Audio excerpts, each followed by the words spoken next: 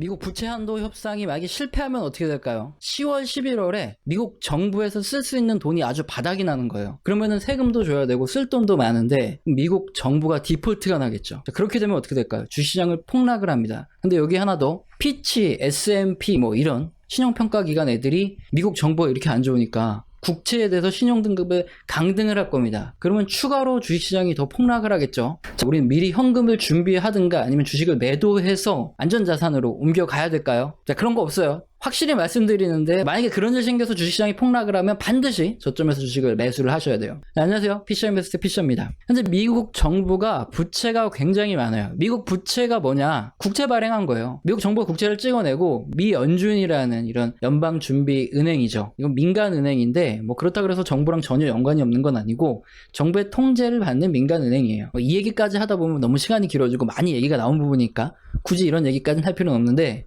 어쨌든 지금 미국 정부가 발행한 국채가 약 28조 달러입니다. 근데 이게 왜 문제가 될까요? 미국 공화당하고 민주당이 있죠. 얘네들 둘이 합의를 했어요. 미국 정부가 이 정도까지만 국채를 발행해서 즉 돈을 빌려다가 써라. 무제한적으로 돈을 갖다 쓰면 이게 문제가 될 수 있으니까 인간적으로 이 정도만 쓰자. 이게 바로 부채 한도입니다. 2019년에 한 2년 동안만 그냥 이런 합의하지 말자 그렇게 얘기를 해놨죠. 근데 2020년에 코로나가 터졌죠. 그래서 미국 정부에서 돈을 엄청나게 많이 가져다 씁니다. 올해 2021년 7월 31일이죠. 여기까지 부채 한도를 상관없이 쓰기로 했는데 그럼 8월 1일부터는 당장 부채 한도를 적용을 받아야 돼요. 6조 달러 이상의 부채를 더 줄여야 되고 더 이상 추가적으로 발행할 국채도 없습니다. 자, 그러다 보니까 미국의 재무부 장관 옐런 누나는 8월 1일이 되기 전에 의회에 간절한 호소문을 보내죠. 미국 정부가 부도가 날 수 있다, 뭐 디폴트가 날 수 있다 이런 말도 안 되는 소리 짓거리면서 빨리 한도 협상해달라 하는데 한마디로 씹혔죠. 미국 공화당에서는 부채 한도를 좀 줄여야 된다 이런 입장이고 민주당에서는 막 돈을 더 늘려서 확실히 많이 써야 된다 이런 입장인데 공화당이 미쳤다고 옐런 누나 말 한마디 듣고 부채 한도를 협상해 주겠습니까? 시간을 질질 끌면서 민주당과 협의해서 얻어낼 게 얼마나 더 많은데요. 씨알도 안 먹히는 이런 소리를 옐런 누나가 했다가 가볍게 개무시 당했고요. 근데 옐런 누나는 왜 하필이면 8월 1일이 되기 전에 이런 서한을 보냈을까요? 8월에 의회가 휴회를 합니다. 그러다 보니까 9월 1일부터 한도 협상이고 뭐고 할 수 있어요. 8월 내내 부채 한도 협상에 대한 얘기가 나올 텐데 확실한 결론이 없습니다. 8월에는 신경을 꺼두셔야 되는 거고요. 그럼 이제 앞으로 어떻게 될까? 미국 정부는 무슨 돈으로 공무원들 월급도 줘야 되고 정부가 써야 할 돈 있잖아요. 이 돈을 어떻게 쓸까? 이 고민하는데 걱정을 할 필요가 없어요. 특별 조치라는 것도 있고 미국 정부가 가지고 있는 현재 현금이 한 4,500억 달러 이상 있기 때문에 이 돈으로 일단 버틸 수 있습니다. 특별 조치라는 건 뭐냐? 퇴직 공무원 연금이라든가 아니면 장애인 연금을 더 이상 정부가 내지 않는 거예요. 그리고 증권투자기금, 뭐 외환 안정기금 여기에도 돈을 안 내고 이런 식으로 줄이면 한 3,400억 달러 이 정도를 아낄 수 있다고 합니다. 현금 있는 것까지 포함해서 대략적으로 한 8천억 달러 정도 이 정도 있으니까 못해도 10월, 11월까지는 버틸 수 있는 거죠. 근데 10월 1일에 목돈이 나갈 게 있어요. 국방퇴직연금 관련해서 그리고 헬스케어 관련해서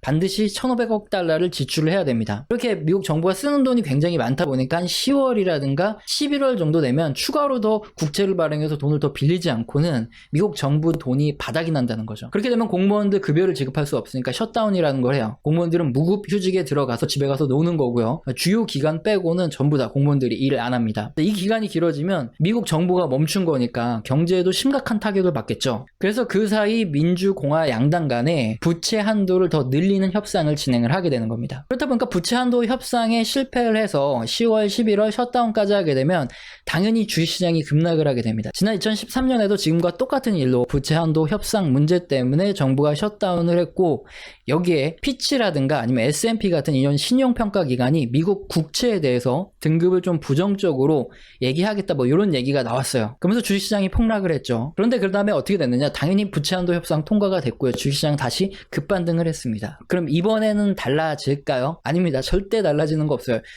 만약에 이 문제 때문에 폭락을 하게 되면 여러분들 반드시 주식을 매수를 하셔야 돼요. 왜 그런가 이유를 설명드리면 지금 블루웨이브 상황입니다. 하원, 상원 그리고 대통령까지 전부 다 민주당이 휩쓸고 있어요. 최악의 경우에는 단독으로 민주당이 부채 한도 협상을 통과를 시켜서 굉장히 높게 부채 한도를 올려놓을 겁니다. 그렇게 되면 공화당이 앞으로 모든 일에 대해서 사사건건 굉장히 반대를 크게 할 거기 때문에 적당한 선에서 합의를 하려고 하겠죠. 근데 공화당이 원하는 건 뭐냐면은 바이든 정부가 돈을 너무 많이 쓴다는 거예요. 그래서 이 부분에 대해서 우리가 앞으로 협의를 해 나가면서 좀 줄이자, 이 부분을 얻어내고 부채 한도를 협상해 줄 가능성이 굉장히 큽니다. 제가 왜 이렇게 강하게 말씀을 드리냐 하면은 주식을 시작한 지 얼마 안 되신 분들, 아니면 미국의 과거 역사를 잘 모르시는 이 경제 초보자님들은 부채 한도 협상 이슈 또는 뭐 신용등급 강등 이슈가 나오게 되면은 주식시장이 급락을 하는데 이때 겁에 질려서 매도를 하게 돼요. 자, 왜 이런 일이 발생하냐면은 헤지펀드부터 기관들이 풋을 미리 투자를 하는 거죠. 주가가 떨어지면 돈을 벌도록 옵션 선물을 투자를 해놓고 그 다음에 현물을 팔아서 주식시장을 급락시킵니다. 그 다음에 여러 가지 뉴스를 흘리죠. 뭐 경제가 망가질 거라는 등, 뭐 달러 패권이 붕괴될 거라는 등, 미국이 뭐 무너질 거라는 등 헛소리를 짓거립니다. 그렇게 되면은 공포에 질려서 사람들이 주식을 매도하기 시작하고요. 그러면 주가가 굉장히 큰 폭으로 하락하면 지들은 선물 옵션으로 수익 난 거로 밑에서 쓸어 담고 있는 거죠. 그때. 그래서 우리 개미들의 돈을 다 털어가는 겁니다. 그래서 여러분들께 강력하게 말씀드리는 게, 만약에 부채 한도 협상 이슈라든가 뭐 디폴트 이슈 아니면 셧다운 이슈 또는 미국 국채에 대한 신용등급 강등 이슈로 주식시장이 폭락을 하게 되면 저점에서 반드시 주식을 매수하면 그 다음에 급반등할 가능성이 아주